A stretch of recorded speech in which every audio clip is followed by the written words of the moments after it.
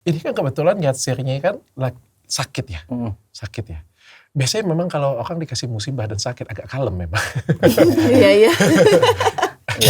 Biasanya, coba kita andaikan bahwa Yatsirnya nggak sakit. Yatsirnya nggak sakit, sehat walafiat, dan agak sedikit tengil serta nakal.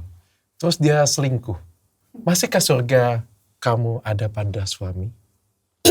Aku juga punya standar suami ya. Pokoknya aku akan taat dan berbakti selama tidak selingkuh dan KDRT. Cuma 2 itu syaratku.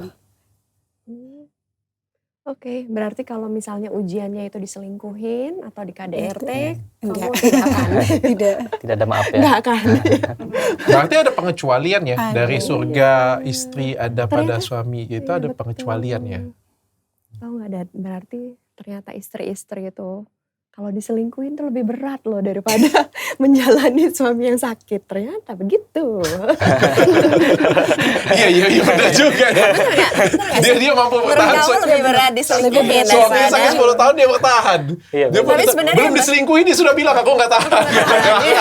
Belum diselingkuhin ya, belum pernah ya, belum pernah, jangan pernah.